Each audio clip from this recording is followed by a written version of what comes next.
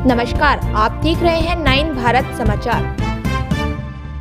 सुलभ शिक्षा अभियान सितारगंज उधम सिंह नगर के दर्जनों कार्यकर्ताओं ने निजी विद्यालयों की मनमानी से अभिभावकों को आ रही समस्याओं के संबंध में एक ज्ञापन उप जिलाधिकारी सितारगंज रविंदर कुमार जुवाठा के माध्यम से मुख्यमंत्री उत्तराखंड सरकार को भेजा। पूर्व नगर पालिका अध्यक्ष हरीश दुबे ने कहा कि 1 अप्रैल से नया शैक्षणिक सत्र आरंभ हो गया, साथ ही निजी विद्यालयों की मनमानी प्रारंभ हो गई है। सरकार द्वारा आदेशित किया गया कि सभी विद्यालयों में एनसीईआरटी का पाठ्यक्रम लागू होना चाहिए तथा निजी विद्यालय मनमानी तरीके से शुल्क वृद्धि नहीं करेंगे।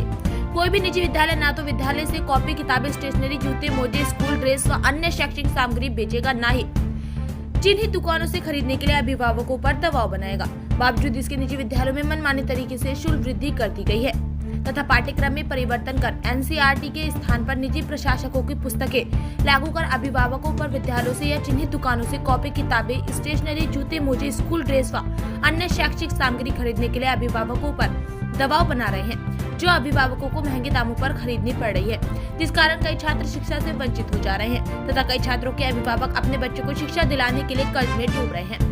अभिभावकों को अपने बच्चों को शिक्षा प्राप्त कराने के लिए बहुत ही जटिल समस्याओं का सामना करना पड़ रहा है। शिक्षा प्राप्त करना इतना महंगा हो गया कि बहुत सारे मेधावी छात्र छात्राएं मात्र धन के अभाव में शिक्षा प्राप्त नहीं कर पा रहे हैं।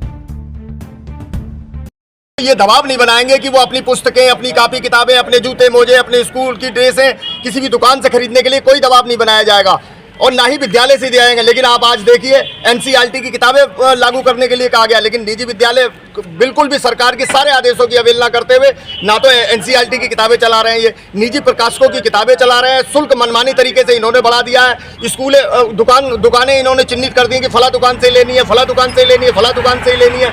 तो व्यक्तियों को इतनी महंगी ये शिक्षा हो गई है कि बहुत सारे अभिभावक जो है कर्ज में डूब गए हैं आज और बच्चों को पढ़ाई नहीं करा पा रहे। तो आज हमने माननीय मुख्यमंत्री महोदय को एक ज्ञापन दिया है कि वो जो उन्होंने आदेश किए उस आदेश का पालन कराया जाए, इसके लिए हमने दिया। अगर स्कूलों की मनमानी अब बंद नहीं होगी तो ये मान लीजिए कि आंदोलन तेज होगा और बहुत व्यापक हो जाएगा। सरकार बताए, आज पहला दिन है, आज हमने ज्ञापन दिया है। इसको सरकार जो दिखावा कर रही है, हम तो ये कहेंगे ना, सरकार दिखावा कर रही है। जब सरकार अपने आदेशों का पालन ही नहीं करा पा रही है तो ये मान लीजिए कि सरकार दिखावा कर रही है। बड़े बड़े अखबारों में खाली खबरें देने से और झूठी वाहवाही लूटने से तो कोई फायदा मिलने वाला है नहीं। तो इसलिए हम कह रहे हैं कि सरकार जो आदेश कर रही है उसको पालन भी कराए, तो हम अभिभावकों को दिखाई दे राहत, हमको राहत महसूस होगी, जभी तो हम मानेंगे।